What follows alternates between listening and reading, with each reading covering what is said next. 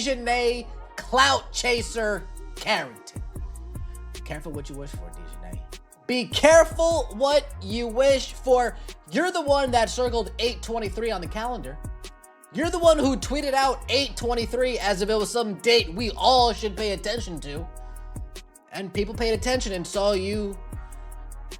Just when you thought the drama was over after Sophie's wild exit last week, things got even crazier. The moment Sophie walked off, Djonai Carrington fired back with a statement of her own, a hard shoulder check right into Caitlin Clark. Revenge? A power move? Or something deeper going on between these two?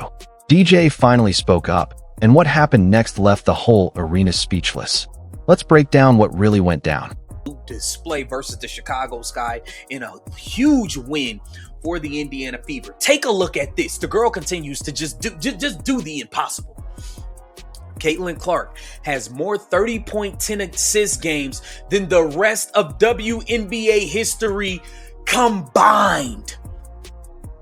She has more 30-point 10 assist games than the entire history of the WNBA. Sports fans always want a villain to boo.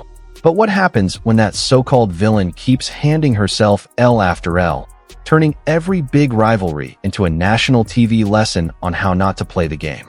Play basketball. Like, why it always got to be something with the same repeated offenders, man? Like, it's always like the less talented out of the group, right? The less talented ones always focus on everything but basketball. The ones that's talented, you know what they focus on? Putting the ball in the hoop. The ones that's less focused, that's less talented, you know what they focus on? They focus on being. If you've been following this season's WNBA soap opera, you already know the drill. Djonai Carrington seems to have taken on a second job, auditioning for the role of the league's biggest villain. Only problem? Every single attempt blows up in her face, turning into pure comedy gold for all the wrong reasons. Caitlin Clark, the big bad wolf, coming through, blowing houses down until she tried to blow down the Caitlin Clark brick house that was built by Djonai. This lady was 3 for 11, 3 for 11, 0 for 3 from the 3. A terrible performance. My goodness, tried to come out and take the show, right? Tried to create her moment, and guess what, Djonai? Now your name is Djonai. This whole saga hit a brand new level of crazy after that wild blow-up a couple weeks back. The one where DJ got herself ejected from a huge game after throwing a reckless flagrant 2 foul on Sophie Cunningham. And right when everyone thought the league might finally get a moment of calm, maybe even a suspension to cool things down, DJ had other plans. Turns out her real mission was revenge, and she set her sights right back on the WNBA's biggest lightning rod, Caitlin Clark. 8 3-pointers. The Indiana Fever win by 23 points. Great foresight on your end, Djonai Carrington. Nobody asked you to clothesline Sophie Cunningham, go into the locker room and tweet, "White privilege." Nobody forced you to do it, but you did it. And he put the spotlight on you. So coming into this game, we were all asking, what's Djonai Carrington going to do 8/23?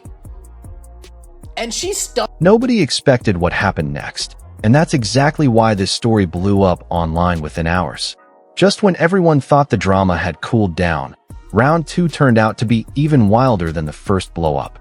This time, fans got a full show, dramatic side-eyes, over-the-top flopping, and a shoulder bump so obvious that the entire crowd couldn't stop shaking their heads in disbelief.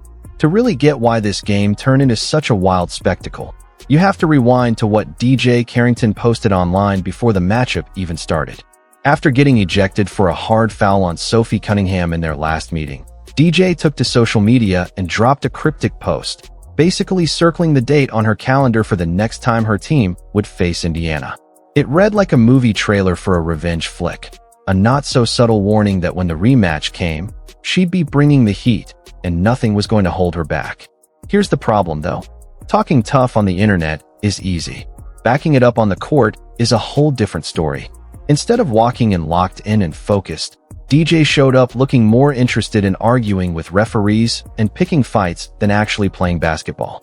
Meanwhile, Caitlin Clark was calmly getting warmed up, seemingly unbothered by all the noise being thrown her way before the game even tipped off.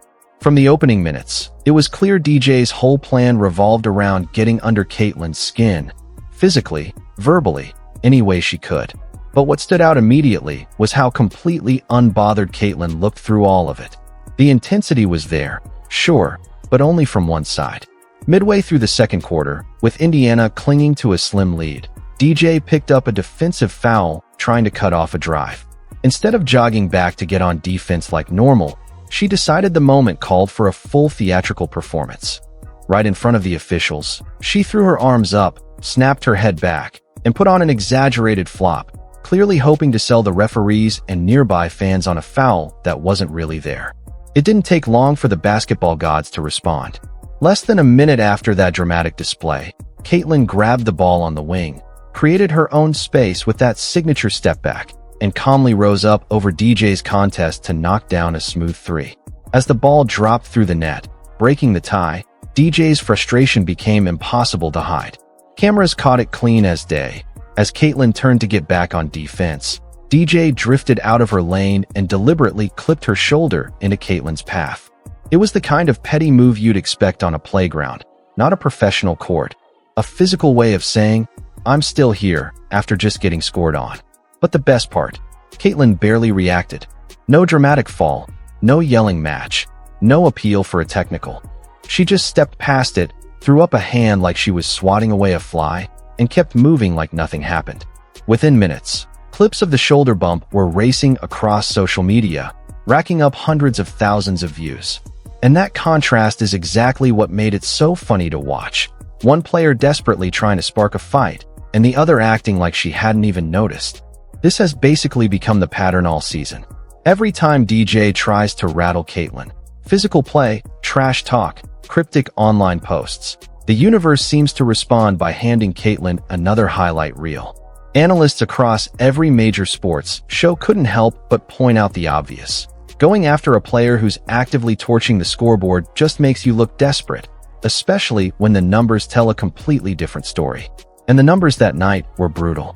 While DJ was busy racking up fouls, arguing calls, and throwing shoulder checks, Caitlyn was quietly putting together one of the best performances of her career. She played over 32 dominant minutes, tearing through the defense with ruthless efficiency. She drained 8 three-pointers, finished with 37 points, and dished out 10 assists. A monster double-double that turned the arena into her own personal shooting range. Deep threes kept falling as the opposing defense scrambled to figure out an answer that never came. Here's where the irony really hits. By the time the final buzzer sounded, that lopsided loss had officially knocked DJ's team out of playoff contention. Done. Finished. No path forward. The very game she'd hyped up online as her big revenge moment ended up being the exact game that closed the door on her team's entire season. Almost instantly, fans started reposting her old cryptic warning right next to the final box score, and the internet did what it does best.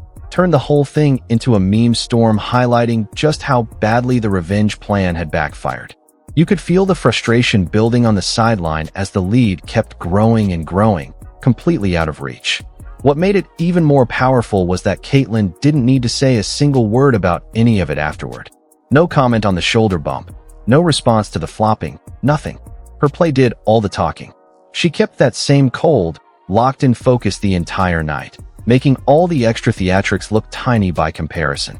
Sometimes the loudest answer to aggressive behavior is just quietly dropping a historic stat line and walking away with the win. The online reaction afterward made one thing clear. Fans are getting tired of these lopsided rivalries that only seem to exist in the head of the players starting them. Physical, competitive basketball between two elite players going shot for shot. That's entertaining. But when it's one player trying to manufacture conflict after the whistle while the other is quietly breaking records, it stops being a rivalry. It just becomes a highlight reel of bad decisions. What made this whole situation even stranger was the timing. This all came just weeks after the incident with Sophie Cunningham, which had already drawn serious attention from the league. That flagrant foul and ejection sparked plenty of conversation about accountability and discipline on the court. Instead of taking that as a wake-up call and coming back with a cleaner, more focused approach, the response was to double down, walking into the next big matchup with an even bigger chip on the shoulder.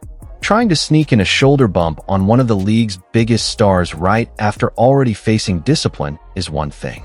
Doing it while your own team is getting blown out by over 20 points is a completely different level of bad timing. As the clips kept circulating across every platform, fans couldn't help but laugh at how the entire sequence played out from start to finish. It genuinely felt like a 5-act comedy squeezed into a single quarter of basketball. A perfect example of why trying to play mind games against elite competitors so often blows up in the most public way possible.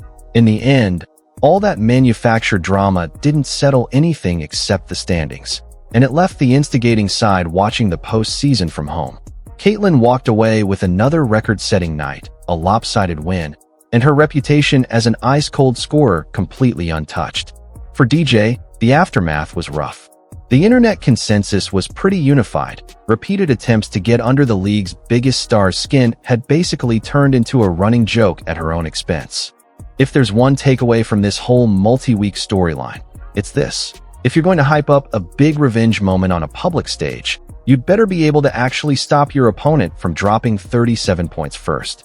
Past all the viral clips and endless replays, this whole saga really points to something bigger about sports today. You simply cannot out-talk real talent. By the time the arena emptied out, the entire narrative had flipped from fierce rivalry to pure comedic overreach. And somehow, all that extra chaos only seemed to fuel Caitlyn even more, turning ordinary possessions into moments that lit up timelines for days afterward. When people look back on this game, they won't remember the shoulder bumps, the flopping, or the sideline complaints.